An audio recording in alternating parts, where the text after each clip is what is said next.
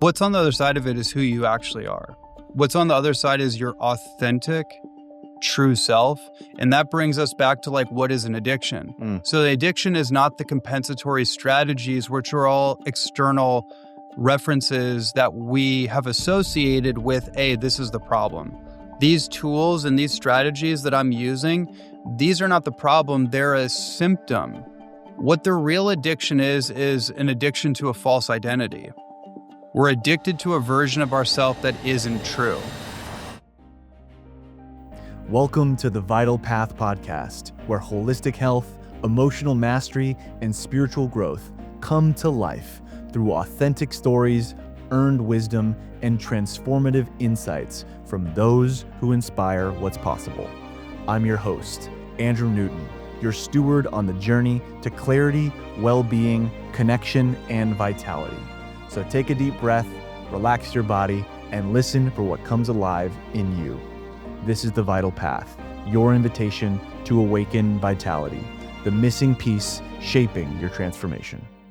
Well, Ronnie, it's a pleasure to be with you, brother. Thanks for being here. Yeah, my pleasure to be with you too. Thank you. So today we've got a jam-packed conversation. We'll follow the flow and also be here in your story, your robust experience in holistic health, spiritual transformation. And just to kick us off, I'd love to learn about how holistic health and wellness came to you in your journey. I've been involved in the holistic health space, like the human potential, human optimization, but particularly I guess you would call alternative, which is not really alternative, but natural health, natural medicine, and nutrition space for coming up on like 20 years. And so the way I got into it was actually through sports performance. So I was formerly a professional athlete competing in Taekwondo and a hopeful for the Olympic Games, which was like, that's a whole other story, but that was my original passion and goal growing up, was to make the Olympics. And I was a hopeful for the U.S. national team. I tried out at the U.S. Open, and that was like the first quarter of my life growing up. That was my passion, my really just all I thought I was going to do in my life. I was geared towards athletics and martial arts. So I was very body centric. I was very performance centric, with also studying psychology and Eastern spirituality, a little mysticism sprinkled in there. So I had the foundation for, what we would call alternative perspectives on health, spirituality, philosophy that really go hand in hand with holistic wellness. Because it's not just the body, right? The body is just one aspect. It's how we orient. It's literally what we're, our soul is in a body. It's what we're most referenced towards as far as like what's real, my physical body. But health is so much more. And actually health of the physical body is so much more than the physical body itself. It's your psychology, it's your mindset, it's your attitude, it's your emotional state at any given time, it's your spiritual state. It's really just like an energetic phenomenon that manifests itself in physical form, being the state of your physical health at any point. So I had the foundation for that level of holistic awareness. And then I got into alternative health and natural nutrition because I had a number of knee injuries.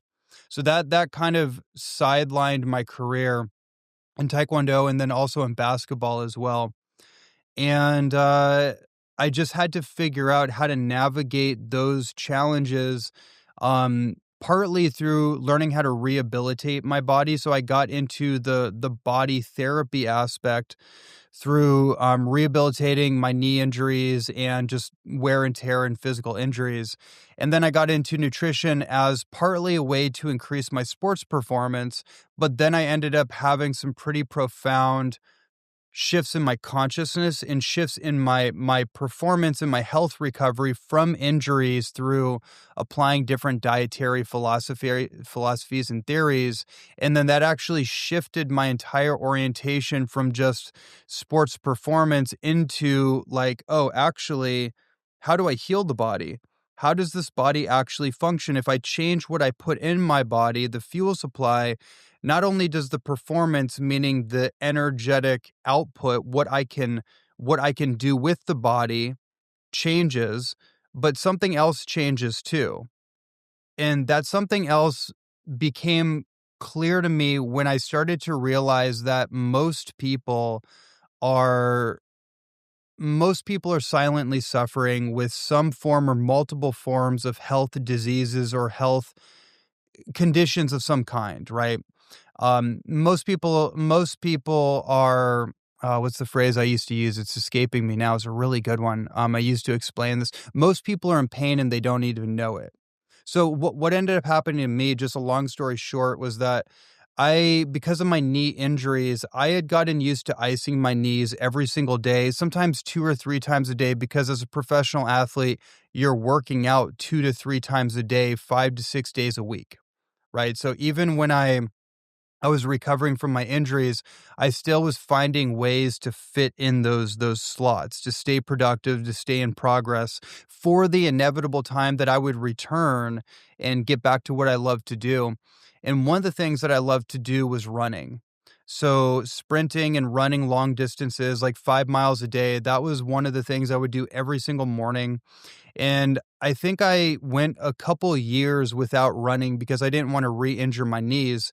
And so I went on a raw food diet, which is basically like fruits, vegetables, nuts, seeds, powdered superfoods, smoothies, sea vegetables, like the sprouts, like this whole plant-based approach to natural living that's based on not cooking your food. That's how I got into it. I don't do that anymore, but I did that for about 5 years almost exclusively. And then I was a raw vegetarian, you might call it, for about 10 years.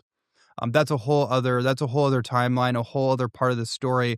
But that's how I got into it. So I went through a lot of cleansing and detoxification, clearing out a lot of the residue and the sentiment of a processed food, factory farm, highly cooked. It was entirely cooked, actually, is the right way of saying it. It was basically a processed food diet most of my life. So I don't even know if I ate real food in the way that I associate food now, because it was all heavily processed. So that's an interesting thing too, to realize that the human body is running on something other than nutrients and micronutrients and organic compounds that makes your mitochondria produce energy, or your body regenerate or heal itself. There's something else that has to be going on here, because I never ate real food for the first 18 years of my life, and I was a high performance athlete at the same time. So I don't know, riddle me that. But anyways, we'll put that to the side for now. Yeah, it's such a rich story. And I love how on each phase of your journey, you've immersed yourself Yeah. in whether it be nutrition or peak performance, or to train like an Olympic athlete. And you've fully immersed that. And all of those parts of you have informed your ethos or your holistic health philosophy to this day. And, we're at this place where you've integrated some incredible study, being an author, being really a personal experiment of your own Well, right, yeah, that's right. and sharing authentically throughout the way. At this stage in the game, you've covered addiction, dopamine, and now, serving clients through the body, this mind body processes that we'll get into. But I'd love to hear a little bit more about this philosophy on addiction that you've come to, and how the addiction-free lifestyle came from all of the different elements leading up to that. Cool, cool. Okay, so thank you. I'm going to get to that. Let me just finish this one point on how this actual awakening happened. Mm, So, I hadn't been running for a number of years. I didn't want to re injure myself. I had a process where I was about maybe 6, 9 months into the raw food diet. So, there was a consciousness alteration that was happening. This was before I got into psychedelics and that whole world of plant medicines. I was having an altered state of consciousness that was gradual. One day I remember driving up to these hiking hills that I used to go all the time to run and train. And I didn't even think about it. I went and ran 5 miles like I did when I was in high school. And I came back, and all of a sudden I was like, oh, wait, what? Like I had completely forgot that I was in pain. And this is the point that I want to make. I forgot that I was ever in pain. I forgot that I had iced my knees. I forgot that I had these injuries that I was concerned about. I went and ran 5 miles just like I did when I was younger. No problems. I was bouncing around. I was like, oh my God, are you okay? Is your knees inflamed? Like nothing. All inflammation completely dissipated. Um, I was in an amazing state of clarity and just vitality. And that's where the insight came to me, where I realized, oh, I get it now. Everybody is in pain and they don't even know it. Everybody is in some form of psycho emotional, physical distress. They're in stress. Their body is contending with however many toxins and food products and emotional turmoil, whatever it may be.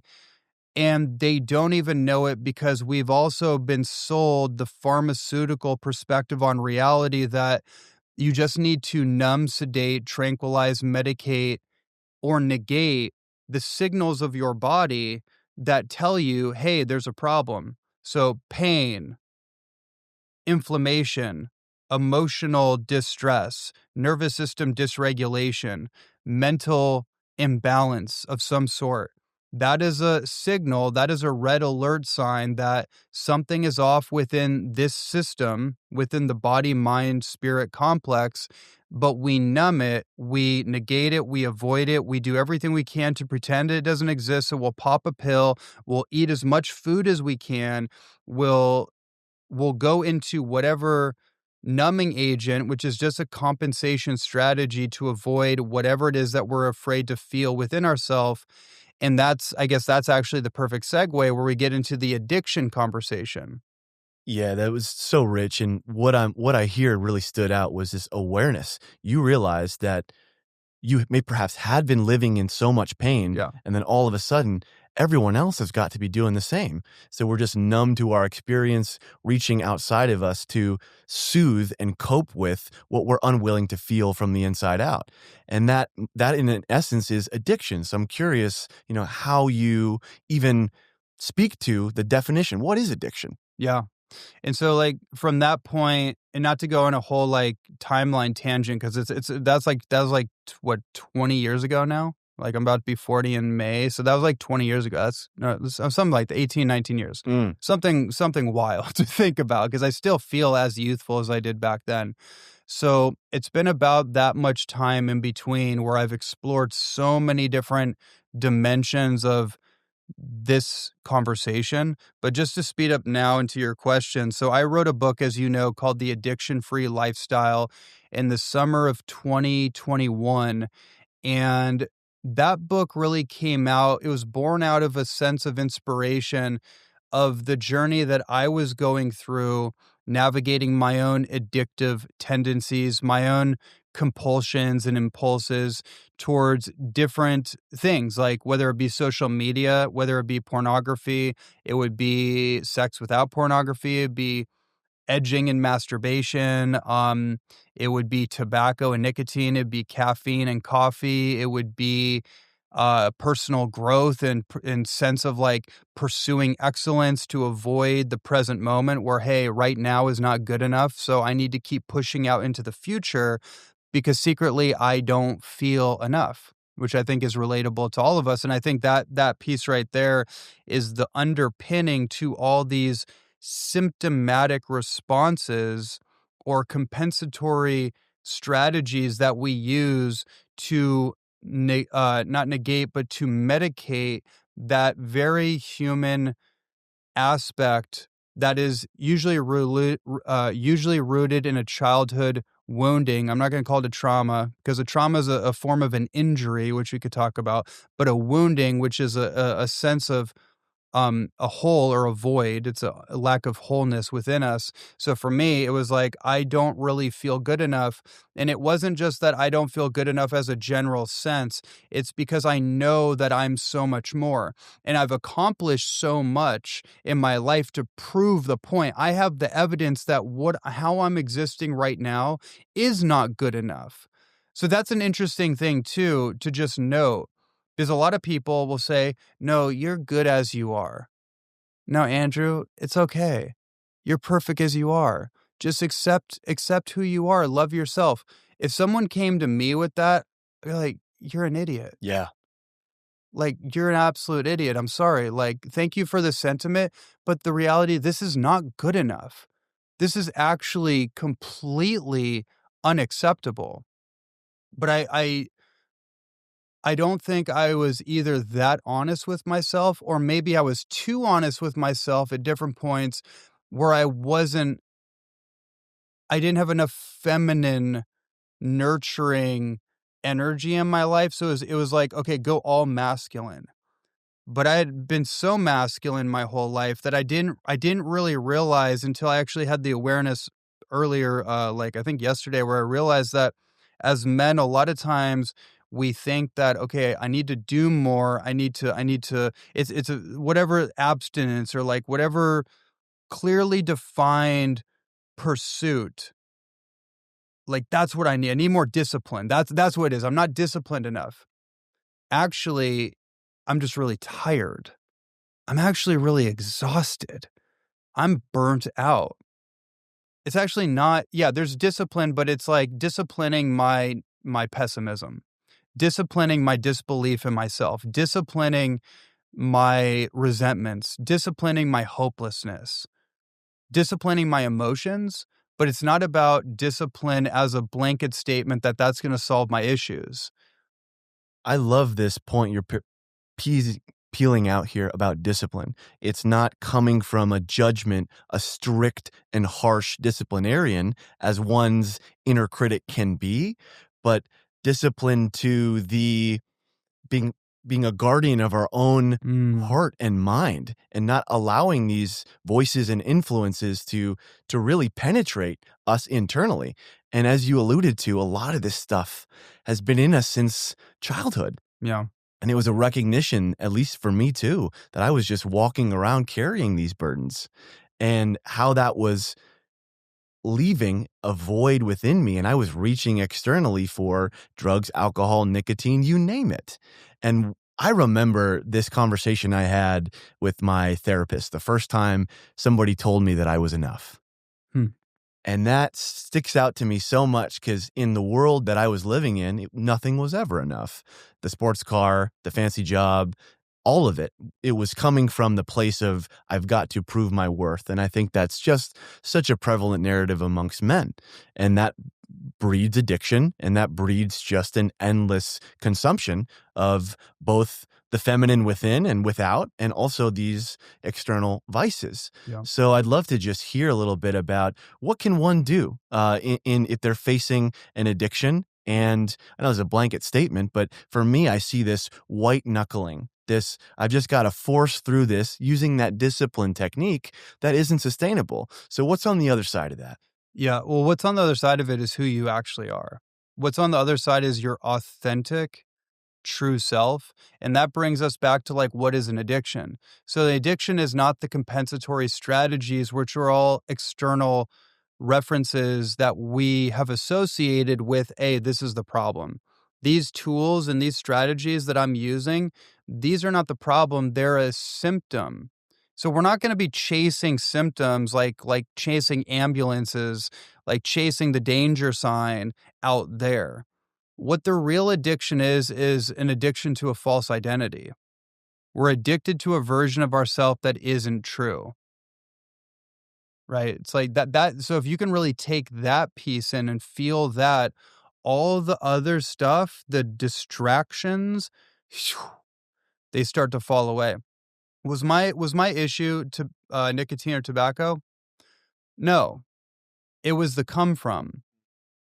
It was the times where I was so stressed, I was so distressed. I was having, like, in my former, relationship with my former wife for a year, I remember one time she came up to me and she was so upset, and she's like, I'd said I was gonna quit this thing so many times, and I'm out here another day smoking, like, organic tobacco, doesn't matter, and she's just, like, laying into me, and I looked at her and I was like, "You think this is the problem? Hello? Do you not see?" I was like, "This isn't the problem. why do you think I'm doing this? It's filling a hole, a void internally. And that's such a relatable story. Somebody who smoked for a decade and came to you in support of, how do I actually deal with this? Like, I came to realize I wanted to kick the nicotine habit because I believe in my health. I want to be a long-standing longevity, high performance human being and be around to see my grandkids. So that was the why and the motivation. But the come from was like, I've got to kick this external thing in order to actually feel like I'm enough or that I'm worthy. And at the end of that, at the end of that rope, it's like, okay, what am I actually, to do about this, but to look Mm, within yeah. myself. Yeah. And that's something I so admire about you is the depth that you've gone within yourself in Mm, order to guide mm, and lead others in these really scary, objectively scary mm, depths. mhm. The quote traumas or imprints or emotional baggage that we're all holding on to is some of the deepest alchemical work that one can possibly do. And I admire you in your courage to go within yourself and lead others in that. So I guess I'm going to thread there. It's like, how important is that as being a guide or a healer to do their own inner work?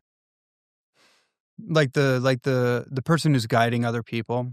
Oh, it's critical. It's doubly, triply important. And that's one of the biggest things that I've learned over the years of, especially now where the work I do is not so much in the coaching and mentorship space and in the kind of psychotherapeutic talking space, although I do have space for that because I really enjoy it and I'm great at it.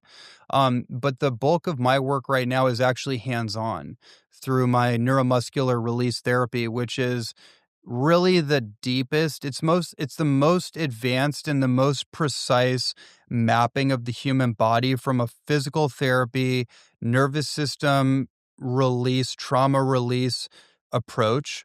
And so I'm working hands-on with people on the technology of their body in very specific, very precise, almost surgical like sequences and release points that not only release the compressions, contractions, and holding patterns that the physical body gets stuck and silted and calcified into, but the energetic, emotional, and trauma-based imprints that accumulate in the physical body, particularly in what's called the neuromuscular system. So that's the muscular ligament tendon system that surrounds the actual nervous system itself. So it's the specific motor functions of the body that control the contractions and expansions, which also control the holding patterns, the self-armoring, the protection, and also the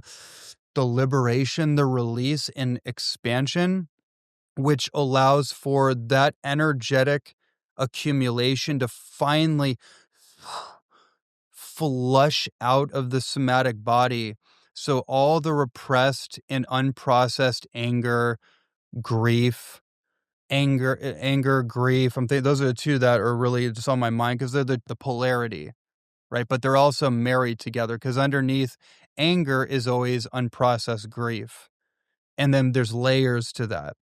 Um, so for me, like, I'm in the position constantly, and I mean, like, constantly, like, it's a lot all the time, and I love it, but it's a lot. It's like, it's full on, and some people, it can be like an ayahuasca experience on a somatic level for people because that level of unprocessed energy can create an altered state of consciousness where now somebody is moving through so much in their nervous system and they're flushing out all these old memory imprints that they may or may not knew is there, or they may have worked through in some sort of medicine ceremony or psychotherapeutic, or even some sort of somatic therapy or breath work. They've worked through at a certain level, usually on the conscious and unconscious mind, but the physical body stores these unconscious shadow files Kind of like on your computer, if you work like video editing,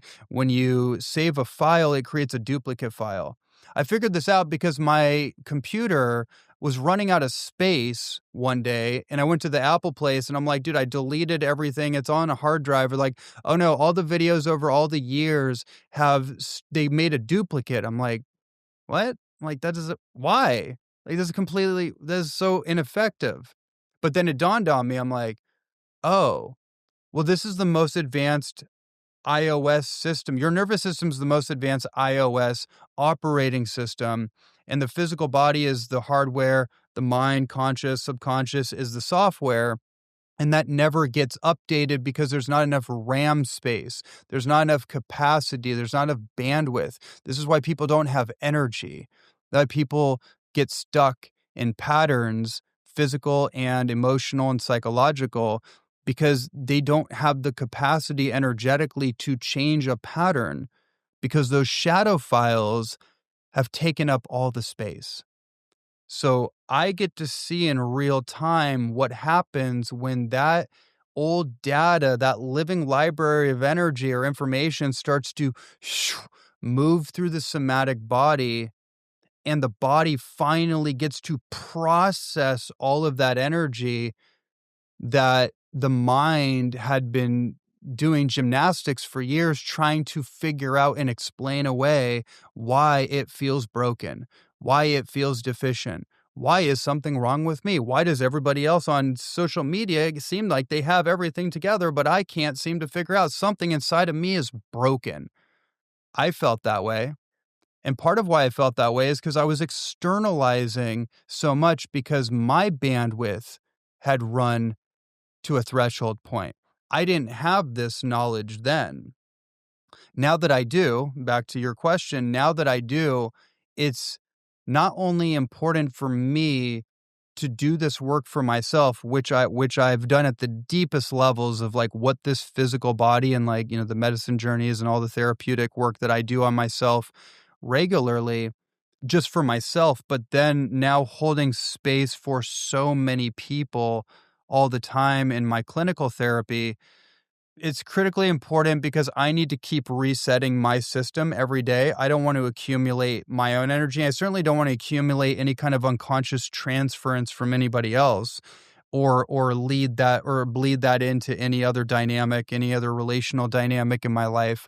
But it's also important because I need to be in integrity with what I do and the sanctity of this type of work and any kind of facilitation work that anybody is doing is super important, super sacred. And I know that I can't get to another level of my success um, in terms of the people that I'm able to work with, all dimensions of what that means, success, unless I'm able to integrate a particular level for long enough to stabilize it. So I have a foundation energetically that I am embodied in, that I'm operating from. So I'm not doing what I did for years and what most people do is like ding, ding, ding, ding, ding. We go up, boom, fall back down. Now I got to go up, and we just do the roller coaster thing. I do have a implicit belief based on evidence and observation that God only gives us what we can handle. And when we prove that we can or cannot handle repeating patterns and lessons in our life, and we're not able to perceive what those are, like the ups and downs, there's certain lessons that are encoded in those experiences. If we don't get the lesson, then we will either just keep repeating it till we do, or we'll be taken out of that particular game until we can actually assume enough responsibility to play it from a more mature and a more integrated perspective, because it is a responsibility to do this work. So well said on multi dimensions. It's sacred work that you and I am beginning to do, and I recognize the integrity level that's required to be clean within oneself in order to lead somebody as best as one can within their own multidimensional experience to guide them, through their healing process. And with all of the work that you've done, both on yourself and through this, the cognitive route, we've kind of both found ourselves meeting in the body. And you found this incredible neuromuscular release process. Mhm. And yet that to me seems like the medicine. And I'm curious, is that the body work technique, Mm. is that underrated? Do people overlook that particular element of Mhm. the healing process? Yeah, yeah. That's a great question. I mean, it's a yes and to both. It's definitely a yes and. It's been interesting. I mean, in the last year and a half, I've done over 300 treatments, and they're about 2 hours long minimum, typically. So you can just imagine the depth of actual, like, clinical experience and just, like, the actual, like, hands-on, like, the work involved and just, like, how much information gets collected and all that. And that's a lot of people. That's over 200 people, um, or close to it. And so with that said, I feel like I've experienced the range and the spectrum of human beings and human bodies all the way from very well-known influencers, professional football players, athletes, bodybuilders, even a few health gurus and entrepreneurs that most of us would either know of or similar people who speak on stages and all that. I've gotten to experience like those kind of people, high performers, and people that are in like in some level of like the forward facing, so they get a lot of attention. So I've gotten to see kind of the personalities and like what their nervous systems are holding. Because you, this is the thing with my work. There's no hiding, and I'm not even trying to like. Some coaches are like, "Oh, I'm break you down." I'm not. This is a healing container. Like there's none of that. It's just your body is not gonna lie. Your nervous system is, and people when they go through these experiences, a lot of these individuals all get more data out of them, sometimes more than I even want. 'Cause they're like, like they start opening up and like, "Oh," telling me their whole story, and I'm like, "Okay, like just focus on the body." Back down here. Yeah, because then you notice where the people that are very heady or they're very overstimulated, the problem with that is that their mind will try to override the full presencing of the somatic experience, which can be uncomfortable for people because you're unearthing the tension and pain and trauma that shows up in physical sensation, which can be very uncomfortable and sometimes can be intense. And so you notice where people get very talkative, and you can even notice in just some personal experiences with people where people are so talkative that they're actually out of their body. They're not in Mm. their center. So that's an interesting point to note. I've seen a lot of that, especially with those types, because they're so externalized. So I'm trying to help them come back into embodiment. Be here now, be in your body, feel what's coming up. And then, so like that's one particular spectrum. Everybody in between, all the way to the people with some serious problems, like serious sexual trauma, abuse, domestic abuse, emotional abuse, deep nervous system dysregulation, motorcycle car accidents, like frozen shoulders for multiple people, frozen shoulders for 5-10 years. Nothing has worked. Physical therapy doesn't do anything. Within one session with me, completely released. The rotator cuff that was like locked and stuck like a brick, that whole thing completely released, at least 80% in one session. All the emotional weight along with it, and so many other examples. I mean, I do a whole podcast just recapping all these experiences with people because it's given me such a unique insight into what's going on with people across the board. Underneath all that, despite whatever physical issue one may be challenged by, underneath that is the human being, is the human condition, is the across the board.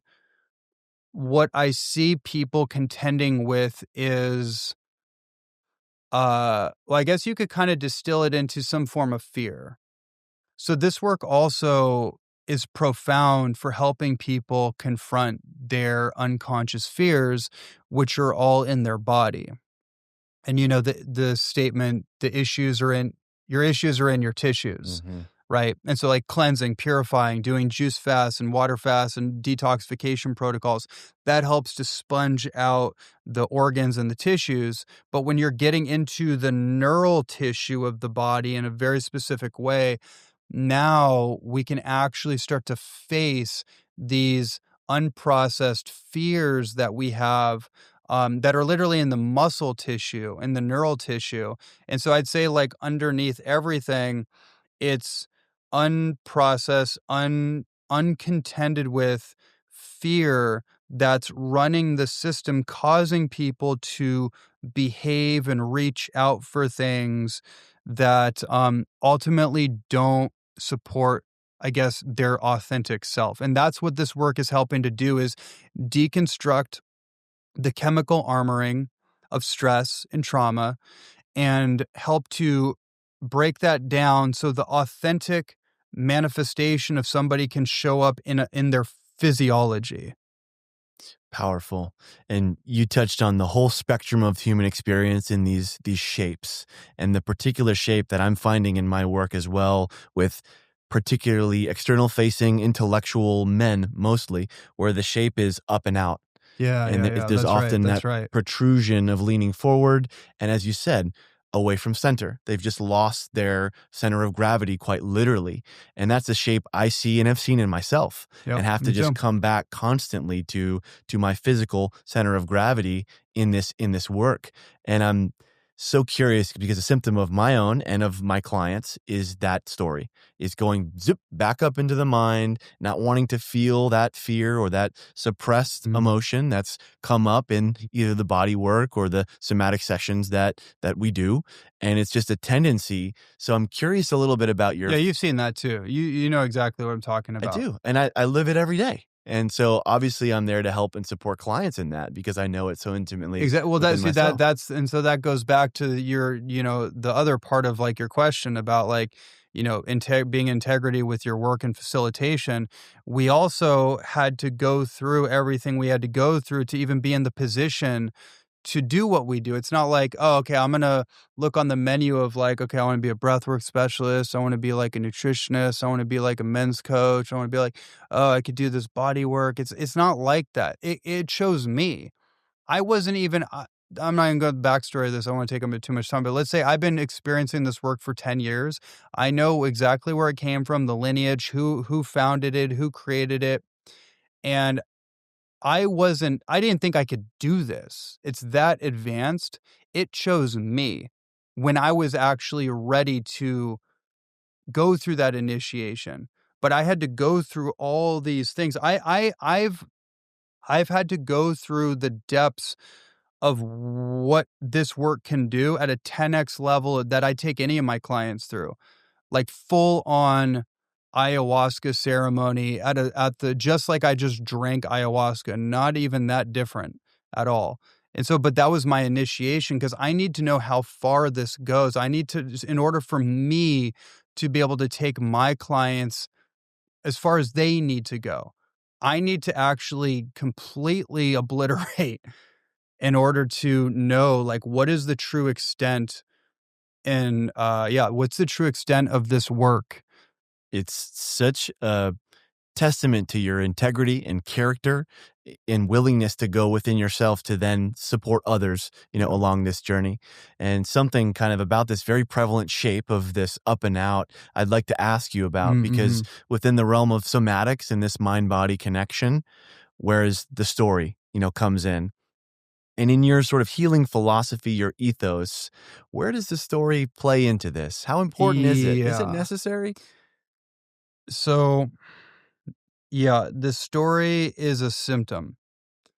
Everything happening in the mind from a narrative monologue, story arc, story like in terms of like the languaging, the thoughts we have in our mind's trying to describe something. There's a monologue going on.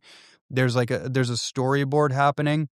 That's actually a symptom of something else going on. So everything happening in the mind is secondary. It's not the primary thing. So when people say your thoughts create reality, that is not correct at all. Your thoughts do not create reality. Your thoughts are responding to your interpretation of reality. Your thoughts are part of a belief holographic mental matrix structure. So they're actually just indicating a piece of a puzzle, but most of that puzzle is unconscious or it's repressed, right? So that's what I would say about that. So what's interesting too, and I do think there's an important part like in the psychotherapeutic element, but it has to be combined with really, really good physiosomatic nervous system based work. The two have to be together. The psychiatrist, psychotherapist model by itself usually does more harm than good. It usually puts more ideas and more doubt and more discord into people's minds than it actually helps them solve. It puts them more in their mind, actually. But now when you combine the two, because most people, they need to be connected to their body, because your body is fundamentally the only thing that's real. The numbers on your screen or your bank account are made up. They're not real. They flip up and down. They change all the time. It's not a good metric to base your sense of worth or value or, sense of balance with. Your body is what's real, and your body is what's interfacing with your external ecosystem, your external reality.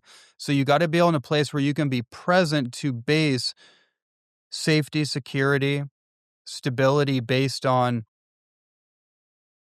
oh, so when I'm going through a deep heartbreak, I'm going through a deep grieving experience, I'm going through a deep, like, emotional experience, you go into tunnel vision. The prefrontal cortex of the brain, the executive centers go off. Rationale goes off for about at least 15 to 30 seconds, depending on how intense it is. And you go into this myopic tunnel vision. All of a sudden, you can go so extreme in a short amount of time. It's all ending. It's all ending. But if you can go all the way through the experience, and particularly with your body, and that can look like cathartically, like, not detaching, but just like going fully into, let's say, the breakdown, and then process all the way through it, something interesting happens. Then you squeeze all that out, and then after you're like, huh, it's like a reset. And it's like it's a sobering. There's a sobriety element to that. Like, okay, wow, there's a reset, there's a reboot that just happened. Then all of a sudden you pick yourself up and you're like, oh, okay, everything is still here. I'm here. Oh, I'm okay. I'm good. Great. But if you interrupt that process and you go into the mind, or you go try to smoke it away or masturbate it away or text it away, or you just try to run from it, you're going to interfere with the process. You're going to create a glitch. It's almost like a glitch in your process. And that can be very problematic if we do that too many times. So these ideas that we have of like, oh, I'm not good enough, or going back to that, or like these deep-seated feelings of like, I'm not safe, and the stories that propagate because of that, those are all illusions. Self-inflicted, self-generated illusions from an unconscious part of ourself that's trying to become conscious through our somatic awakening. Yes. And I love the contrast you just painted. It's the mind is necessary, but these stories may not be. Yeah. They're one level to the game, and acknowledging them sometimes is all that they need, is to actually be heard and communicated to with love and compassion, not this disciplinarian that we were referring to earlier. Yeah, and that's actually that's the point. That because we're trying to combat these stories, and we get trapped in a Chinese finger trap. And I'm not going to get into like more of a theological conversation, but if I were to take that lens, I would say, what would be the greatest way for the devil or an adversarial entity being to enslave us or to just fuck with us, just to play tricks on us. Well, let's plant a little seed in their head and watch them spin like a little toy. Zoop, and just watch them go, and just self-inflicting their own suffering and misery onto themselves. I mean, so for all the Christians out there, that's a great that you could relate to. That's a great metaphor. And I've been down that. I've had many paranormal experiences that have indicated that there is an element of that reality that could be true. But just from a perspective, there's an aspect of me that is not in agreement with another aspect of me. And one of them is super productive, super evolved, super like with this like, being the best self possible. And there's another part that really doesn't seem to be totally on board with that. And knowing to separate the two, like they need to get on board, but I need to first separate the two in order to know which one is which. And that to me is the majority of the game, is just creating space between the two and finding new ways to blend them, give them love, and draw from the strength and solidity of this new and ever emerging holistic part of me, and then bringing along these parts that just kind of want to smoke and drink and kick back and be lazy too, and have grace and compassion. And they can for those both parts. exist. It's like the Viktor Frankl said, the gap between stimulus and response. That's where our power is, right? That in the breath, right? Being able to take that breath and actually create a sacred pause between stimulus and response. And what I just said, I just got the insight that like that part of us that we might judge or negate or push away is actually the wounded child. And it's trying to get our attention. And then here is the actual future version of us. This is the integrated adult. Now, in order for that to fully manifest, which we try to do so much, like all these goals and all these seminars and all these workshops and all these therapies and all these plant medicine journeys, what are these all for? Because I am trying to connect with this version of me that I know is real, but I'm not fully there yet. Well, we got to go back here.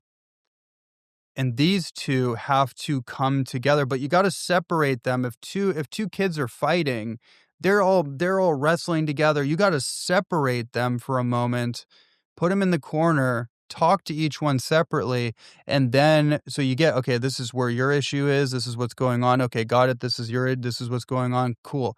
Okay, you guys good? Now let's talk about it. Now that integrated adult can walk the wounded child up the mountain. That's such a beautiful and rich analogy of what's actually happening within us. And we can choose to participate in that ever ongoing marriage and deeper unity within ourselves. And I was never taught this. And so I had this, inner judge who thought that was just pummeling my inner child, this version of me that was just wanting some love and connection, safety and belonging, these concepts that as a man in this world, I'm like, safety? You got to be kidding me. Of course I'm safe. Right. Like these ideas of, oh no, I feel scared right now. As a man in this world, I can feel fear, or this contraction in my physical body, this shape that I'm taking to cover up my heart and solar plexus is actually a symptomology of me maybe not getting the love I needed as a little kid, or who knows exactly. But to your point, there's a level of story here that perpetuates these past cycles, and then we can also find ways to just reintegrate those parts. And that's what I found the body work and the somatics to be the answer to this. It was the missing piece in how I can actually create integration. And I love to hear your take on what that word is, because for me, it's integrateness. And just I love that. That's moving amazing. forward into ever awesome. and greater, more greatness. That's good. I hope you should coin that. Oh, thanks. That's really it's good. phonetic. Sometimes you just kind of need to look at these words and break them down into what they really feel like. Yeah. Well, I love the point that you just made about like the body-based therapies, somatic work, the work that I do. It is integrative. And in my opinion, it's the only way to integrate plant medicine ceremonies, most of these like ceremonial, deep, like unwinding processes or expansive processes, they're not integrative in nature. That's why I say you need to integrate from the ceremony, which most people don't do. They don't know how to do. That's what this is actually about. And your question way back when you talked about, do people overlook the body? Yeah, all the time. Like it's astonishing to me how conscious and awake and aware and conscientious so many people are about so many other things that are important. But this one thing they seem to just like kind of skip over or gloss over. Now I have clients that get it and they go all in. Like I'm like, whoa, you're like really like yep, keep going. I want to get more and more. I'm like, okay, amazing. Like that. And that can swing in the opposite And it direction can't, and then too. but you know how to like, you know how to balance it. But it's like I've seen some pretty remarkable transformations with people that in a measured way create a structure and a consistency with this type of work. But again, like it is the only, because when we say integration, it's a physical thing. Your nervous system, your body, your structure, your energetic structure, integration is a physical thing. So what I mean by that is like, okay, what does integration mean? One derivative of integration is integrity, the word integrity, right? Now, what does integrity mean? Well, from a structural perspective, integrity means the solidity of a structure, of the parts and pieces that make a whole. So then you can apply that to anything like words, thoughts, deeds, actions. That's an obvious thing. But when you look at it from this perspective of like, okay, let me assess where are the weak points in my structure, then you'll be able to look at like, okay, the thoughts, the words, the deeds are secondary, they're symptomatic. They're not primary. They're the manifestation, the natural organic expression of the energetic structure that is the foundation from which these things naturally emerge. And we focus so much on, again, the symptom. We focus on the secondary or the third prong of a sequence, right? Oh, no, no, I just got to change my behaviors. I got to change my thoughts. I got to change my actions. Well, that is definitely part of it, but that is not actually primary. What's primary is consciousness. What's primary is the substance that creates the thing. So I think like if you focus on the type of person that you want to be, and I don't even mean the type of person like that you want to be. I mean the type of person that you already are, that actually is intrinsic to who you are. And you have outside sources that confirm and resonate qualities and characteristics that are true to you. And you focus on who you're being, which is expressed in all the things you're doing in a given day, then you'll notice your thoughts, your words, and your actions start to shift. And then once that happens, now you can start to catch those things. Now you can start to work with those things, but not focusing so heavily on the shiny objects on the structure, like the sign, the marketing, the branding. That's great. But if your product sucks, you just wasted a lot of money, a lot of time, a lot of energy, and it's hard to come back from that. And the number one product is you, is me. And giving my body what it needs in the present, which is exactly what this body represents, is essential to this. And all of the things that have kept us stuck and we're holding on to from the past, emotionally, energetically, however, whatever lens you want to look at, those inner parts, these traumas, all of that happened in relationship Correct. with another person. Correct. And it's this type of work, this somatic work, that's also met with cognitive processing and the body work piece that allows for those woundings or those imprints to be released. And it's just such a gift that you've got such a magical structure to this. This isn't like, it's rooted and based in a process that somebody can trust. And while simultaneously honoring the present moment and being an acknowledgement that, yes, there is a framework and process here that works, but also every single person is so unique. Correct. It's a mystery how that is, the depths in which an individual's life experience has shaped them. It's a total quite mystery. physically. It's completely a mystery. And that's actually when you were mentioning about the stories in the mind and like, how do you navigate that? One thing I actually wanted to say was the magical 3 words, which is, I don't know. That actually saved me recently when I was going through a deep like heartbreak, grieving process and all the racing thoughts. And I remember that the ego in me was starting to like get in there and try to pump me up and blame and this. And I just looked at in the mirror. I was like, shut the up. I just was like, dude, shut the fuck up. No, we're not doing that. We're not doing that anymore. I was like, all these questions. And I was like, I don't know. And it just, it was like magic. I really like, oh, that's the most honest answer I can give. I'm not trying to talk myself out of it. I'm not trying to negotiate with my fears and try to posture or with myself or pretend. I'm like, I don't know what's going to happen. I don't know how long this is going to take. I don't know what the point of this is. I don't know what the purpose of it is. And then, and that was like the little boy walking. I was like, phew, I don't know, but I know that we're going to be just fine. And then that kind of this wild, that just brings that whole full circle. I didn't even think about that analogy, but that's what that process was. It was like, phew, there was safety because there was honesty. Yes. And now that creates integrity. And now we can walk together and everything not only has worked out, it's worked out better than I could have predicted. What courage to honor the I don't know, and how vast a space that can really be within one's human experience, especially as a man. Because Yeah. so often the game is catching those thoughts, creating space between, and having choice to choose how I'm going to respond and take responsibility for this in my life.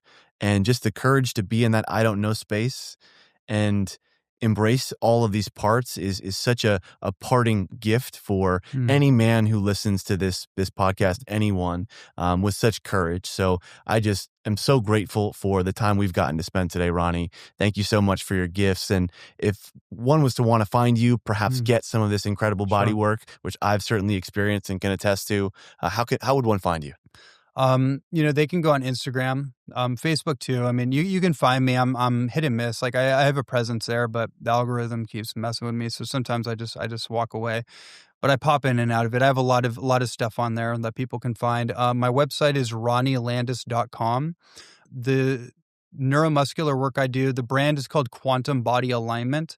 So that's the business brand name. ronnielandis.com/QBA. I also have a podcast called Life Mastery with Ronnie Landis. So you can find that on iTunes or go to my website. And that's it. So, yeah. Well, thank you so much for your time today, brother. Yeah, brother. Appreciate you. Thank you for having me. Yeah, thank you. Thank you for tuning in to the Vital Path podcast. Let me know what landed for you in the comments. Until next time, God bless, and go live your life.